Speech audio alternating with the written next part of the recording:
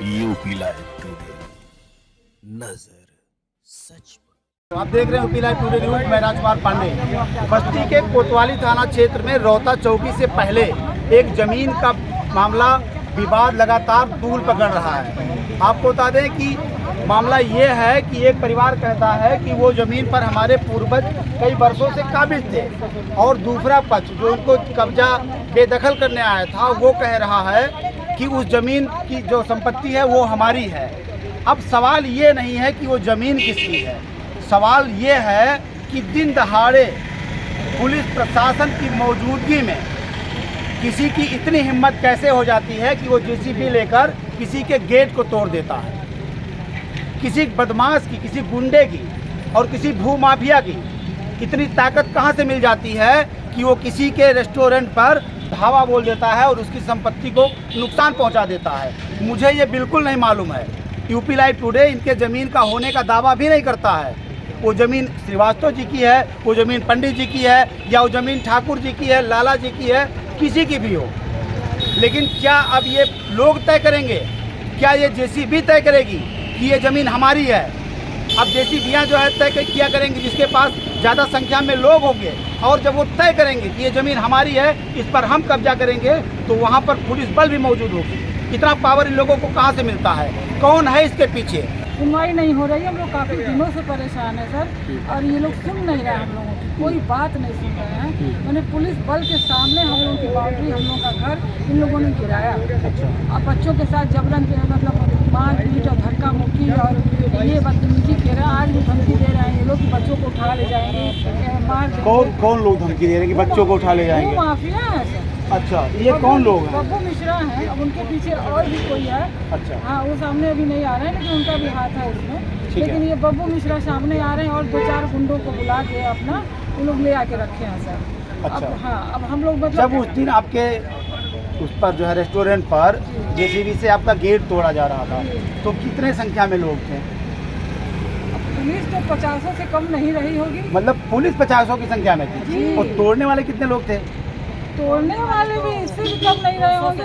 हथौड़ा जेसीबी लेकर के और पैर से और हाथ से, मतलब जो जिसको जो समझ में आ रहा है। मतलब सर हम लोग ऐसे खड़े हैं जहाँ दीवार टूट रही है। अच्छा। बच्चे खड़े हैं पकड़ के कि मत गिराइए मत गिराइए। हाँ। हम लोग जान दे देंगे, लेकिन तब भी हम लोग को यूँ धक्का दे करके हम लोग पैर से गिरा रहे हैं, हथौड़ा मार रहे हैं सर, जेसीबी लगाए। मैं तो खुद जेसीबी के सामने खड़ी हो गई। अच्छा। लेकिन वो डर नहीं रहे थे। उसके बाद हमने कहा अगर चलाओगे तो नहीं खड़ी हो जाऊँगी, मर जाऊँगी, लेकिन हटेंगे नहीं। तब वो थोड़ा सा 10 मिनट के लिए हटा, फिर किनारे हो गया। वो जो 50 की संख्या में पुलिस वाले मौजूद थे वो क्या कर रहे थे? कुछ नहीं, खड़े तमाशा डंडा लेके यूँ भाज रहे थे। खड़े तमाशा देख बस यूँ हाथ, कोई ऐसे करा है, कोई ऐसे करा है, और कुछ नहीं कर रहा है कि बीच बचाव करे या रोके या कुछ नहीं करे।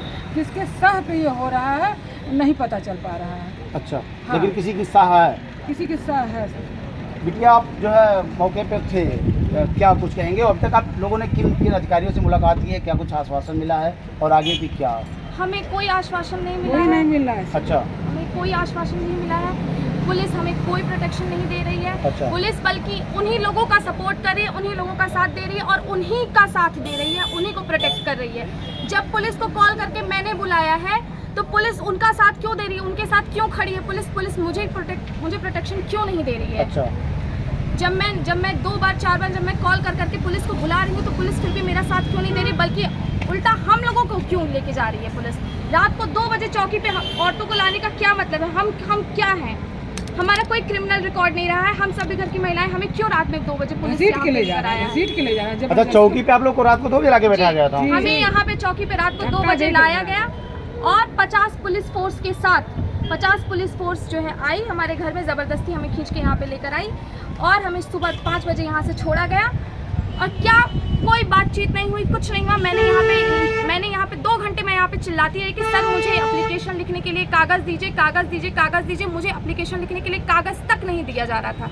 उसके बाद इन्होंने मुझे कागज़ दिया, मैंने एप्लीकेशन लिखा, लेकिन आज तक उस एप्लीकेशन पर कोई कार्यवाही नहीं हुई है। आज तक जो है जिन्होंने, जो हमलावर हैं, जो बब्बू मिश्रा हैं, जो उनके टीम के जो भी लोग हैं, जो उनके पीछे जो और बड़े भूमाफियाओं का हाथ है, वो सब आज भी जो है खुल्लम खुल्ला घूम रहे हैं। और फायरिंग, उस दिन जो फायरिंग हुई वो जिस गाड़ी से फायरिंग हुई उस गाड़ी का भी क्यों नहीं पता लगाया गया? क्या ये छोटी बात नहीं है कि जो है रात को जो है इस तरीके से आधी रात को फायरिंग हो जा रही है, पुलिस के सामने फायरिंग हो रही है, पुलिस की 2 गाड़ियां वहाँ मौजूद हैं जिसके बाद फायरिंग हो रही है, लेकिन फिर भी पुलिस ने उस गाड़ी का भी कोई पता नहीं लगाया, पुलिस ने कोई कार्यवाही नहीं की। हम लोग क्या आप करें कि कुछ समझ में नहीं आ रहा है। अभी तक आप लोगों ने अगर आज ये लोग मुकदमा दर्ज नहीं करते हैं हमारा, अगर अब कोई कार्यवाही नहीं होती, अगर अब भी हमें इसी प्रकार से धमकियाँ मिलती रहेंगी, अगर अब भी जो है विरोधी विपक्ष को अगर जो है जिन लोगों जो हमलावर हैं अगर उन्हें जो है नहीं उनके ऊपर कोई जो है कार्यवाही नहीं की जाएगी, तो अब हम लोग आत्मदाह करेंगे यहाँ कोतवाली में। और अगर पुलिस हमें यहाँ पे रोकती है तो कल शाम को 4 बजे हम अपने मकान जो हमारा मकान गिरा है मालविया रोड पे किरण सर्जिकल के सामने, वहाँ पे हम लोग आत्मदाह करेंगे। और सोशल मीडिया के माध्यम से अभी तक जिन भी लोगों ने हमारा थोड़ा भी साथ दिया है, मैं उन सब से निवेदन करती हूँ कि कृपया करके आप लोग आइए वहाँ पे और हमारी आवाज़ को जहाँ तक पहुँचा सकते हैं वहाँ तक पहुँचाइए। और कल वहाँ पे ही 4 बजे फैसला होगा, वहीं पंचायत बैठेगी, वहीं फैसला होगा अब कि हमारे साथ न्याय होगा, हमें न्याय मिलेगा या नहीं मिलेगा। अगर नहीं मिलता है तो हम वहीं उसी जगह आत्मदाह कर लेंगे।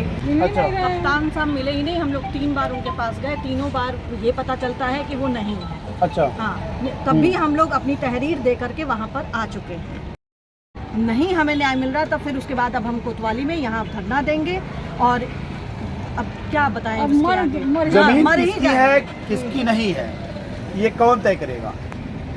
इन्हीं सब बातों को लेकर हमारे साथ सोशल एक्टिविस्ट अमित कुमार जी हैं। इस पर एक परिवार बता रहा है कि हम उस ज़मीन पर 50 वर्षों से काबिज हैं। कोई जेसीबी मशीन लेकर आता है, गुंडों बदमाश के साथ आता है, इनके जो है रेस्टोरेंट का गेट तोड़ देता है, इनके सामान को नुकसान पहुंचा देता है और पुलिस भी मौजूद है। क्या कहेंगे? लेकिन सबसे पहले तो ये बड़े ही निंदनीय है कि किसी का निर्माण जो 50 साल से आप तोड़ दें। अगर ये निर्माण तोड़ा गया है तो जाहिर सी बात है क्या कोई अदालत का आदेश है, इसका अनुपालन पुलिस करा रही है या प्रशासन लोग करा रहे हैं। और अगर किसी आदेश का अनुपालन के तहत ये नहीं तोड़ा जा रहा है तो निश्चित तौर पे ये गुंडई के जरिए तोड़ा जा रहा है और गुंडई के लिए कानून है। तो हम किसके पास जाए या पीड़ित परिवार किसके पास जाए? जाहिर सी बात है पुलिस के पास जाएगी। तो जिन लोगों ने तोड़ा है उनकी गिरफ्तारी क्यों नहीं हुई अभी तक? ये सवाल पुलिस पर है।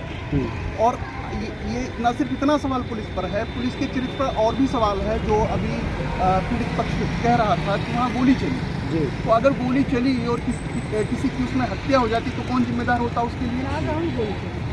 आप बता रहे हैं 4 राउंड गोली चली, तो कौन जिम्मेदार है इसके लिए? दूसरा सवाल कि ये ज़मीन किसका है किसका नहीं, ये कोर्ट तय करेगा ना। बिल्कुल। तो क्या कोर्ट का कोई फैसला है? कोर्ट का कोई फैसला अगर हो तो वो कोर्ट के फैसले का अनुपालन होना चाहिए।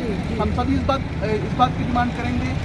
दूसरा सवाल कि कोई परिवार कहीं पे 50 साल से रह रहा है, इसी शहर में ऐसी बहुत सारी ज़मीनें हैं जहाँ पर लोग पीढ़ियों से रह रहे हैं। कल कोई भी भू माफिया खड़ा होकर जो है जेसीबी लेके पहुँच गया और कह दे कि मैं इसको ढहा कर अब मेरा हो गया, तो ये कैसे लॉ एंड ऑर्डर प्रशासन के लोग मेंटेन कर रहे हैं? मेरे समझ में नहीं आ रहा है। जाहिर सी बात है हम सब लोग इस पीड़ित परिवार के पक्ष में हैं। हम किसी भी जाति, किसी भी जुर्म, किसी भी ज़बरदस्ती, किसी भी मुहिम की मुखालफत करेंगे। और जहाँ तक इस तरीके की ज़बरदस्ती का सवाल है तो जनता की अदालत में ऐसी तमाम ज़बरदस्तियाँ बेनकाब हुई हैं और ऐसी तमाम ज़बरदस्तियाँ बेनकाब होती हैं। इसी जमीन को लेकर कानून क्या कहता है, इस मामले में बातचीत करने के लिए हमारे साथ अधिवक्ता भागवत प्रसाद पांडे जी। वकील साहब, अभी कोतवाली के अंतर्गत एक मामला चल रहा है, एक पक्ष के आप अधिवक्ता भी हैं, तो कानून क्या कहता है कि ज़मीन को लेकर जो है क्या कुछ कानून है?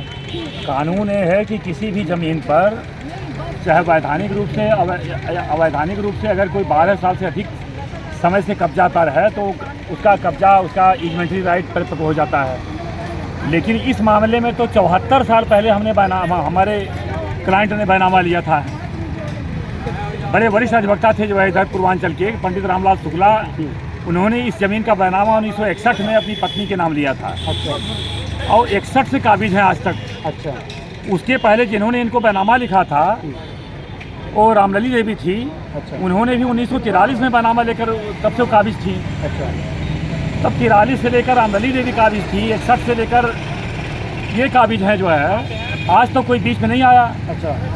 और उसी ज़मीन पर एक फर्जी एंट्री करवा कर ये प्रकाश चंद्र श्रीवास्तव, कृष्ण श्रीवास्तव वगैरह जो है फर्जी एंट्री के आधार पर कुछ भूमाफियाओं और प्रॉपर्टी डीलर्स को साथ में लेकर और उनके माध्यम से कुछ पुलिस वालों को और कुछ प्रशासन के लोगों को लेखपाल, स्थानीय लेखपाल की ज़्यादा भूमिका है। अच्छा, स्थानीय लेखपाल इसमें जो है उसी फर्जी एंट्री के आधार पर वो कब्जा करवा रहा है जो है।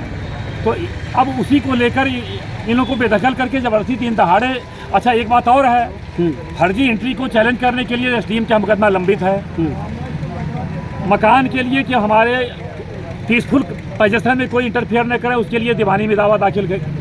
दीवानी में दोनों पक्ष हाजिर है। अच्छा। 2 जुलाई तारीख पड़ी हुई है। अच्छा, जब 2 जुलाई तारीख पड़ी हुई है, दोनों पक्ष हाजिर है, तो बीच में ये जबरदस्ती कब्जा करने का मौका कहाँ से आ गया? कैसे? किसी कोर्ट से कोई आदेश है कि जो है कि नहीं, आदेश कब्जा कर इसलिए सकता नहीं है? हुआ। अच्छा। मुकदमा दाखिल हुआ तो विपक्षी के अधिवक्ता ने कहा कि हम इसमें काफ़ी आज हाजिर हो रहे हैं, हमको भी मौका दिया जाए अपना पक्ष रखने का। अच्छा, तो कोर्ट ने दोनों पक्षों को 2 जुलाई तारीख तय कर दिया। ठीक है। जब 2 जुलाई तारीख दोनों पक्षों की जानकारी में सुनवाई के लिए वहाँ फिक्स हो गया है, तो ज़बरदस्ती इतना धैर्य नहीं रख पाए ये लोग जो है गुंडई से जाकर जो है बाउंड्री गिरा दिए। और वकील साहब कानून क्या कहता है कि अगर कोई किसी जमीन पर कोई परिवार, कोई हाँ। पक्ष कितने वर्षों से काबिज है और उस जमीन को लेकर कहीं किसी भी कोर्ट में कोई मामला विचाराधीन नहीं है, तो कितने वर्षों के बाद वो जमीन उसकी मान ली जाती है? 12 साल इन्वेंट्री राइट जो लिखा है जी, भारतीय कानून है, उसमें 12 साल का ही समय दिया है कि 12 साल के बाद उसका सुखाधिकार परिपक्व हो जाता है जो है। अच्छा। कोई ज़बरदस्ती बेदखल नहीं कर सकता, ज़बरदस्ती उसके पीसफुल पोजेशन में कोई इंटरफेयर नहीं कर सकता है। और यहाँ तो 74 साल हो गया है। ठीक है। अब आपको क्या लगता है कि पीड़ित परिवार को न्याय दिलाने के लिए जो है अभी क्या कुछ प्रक्रिया बाकी है और क्या कुछ हो सकता है कानून? पीड़ित परिवार को तत्काल तो FIR दर्ज करके जो मुल्जिमान है ज़बरदस्ती वहाँ गुंडई से जाकर बाउंड्री गिराए हैं या इन लोगों को मारे पीटे हैं, उनके खिलाफ मुकदमा दर्ज करके उनके खिलाफ कठोर कार्रवाई होनी चाहिए। इनकी दीवार 2-4 पुलिस खड़ा करके वहाँ फिर से जुड़वाना चाहिए, बनवाना चाहिए वहाँ जो है। पुलिस तो खड़ा होकर गिरवा दी, ऐसा आरोप लगा रहे लोग। हाँ, पुलिस खड़ा करके गिरवाई है। अच्छा, पुलिस के सामने JD ऐसा भी कोई कानून है कि पुलिस के सामने जो है कोई इसी से नहीं, यह तो पुलिस के लिए कलंक है। अच्छा। पुलिस का ये काम नहीं कि पुलिस के सामने कोई दीवार किसी का गिराया जाए। मतलब कानून नहीं है, कलंक है। कलंक है, हाँ। अच्छा। पुलिस का यह जो कृत्य हुआ है कलंक है पुलिस के लिए जो है। पुलिस इसके लिए नहीं है। अगर कोई कहीं गुंडई से जबरदस्ती कोई अवैध काम कर रहा है तो पुलिस का काम है उसको रोकना, कानून व्यवस्था स्थापित करना, न कि यह काम है कि कानून व्यवस्था को बिगाड़ना, जंगल राज स्थापित करना जो है, यह पुलिस का काम नहीं है। ठीक है। हमारे साथ थे भगवत प्रसाद पांडे जी, अधिवक्ता। मैं भी यही कह रहा हूँ साथियों कि वो ज़मीन A की है या B की है या C की है या D की है, ये कौन तय करेगा? ये कोर्ट तय करेगा। जब राजस्व कर्मी नहीं है वहाँ पे तहसील के लोग नहीं हैं, वहाँ पर कोर्ट के लोग नहीं हैं, फिर ये क्या कहा जाए? वो माफिया ना कहा जाए तो फिर और क्या ही कहा जाए? कौन लोग हैं लोग? पीड़ित पक्ष कह रहा है कि अगर हमें इंसाफ नहीं मिला, जिन लोगों ने फायरिंग की, जिन लोगों ने मारा पीटा, बाउंड्री वाल तोड़ दी, अगर उनके ऊपर मुकदमा नहीं किया गया तो हम धरने पर बैठेंगे। मैं राजकुमार पांडे, कैमरे के पीछे हैं परमेश्वर पांडे। नमस्कार। Please subscribe and don't forget to press the bell icon to get notified whenever we upload a new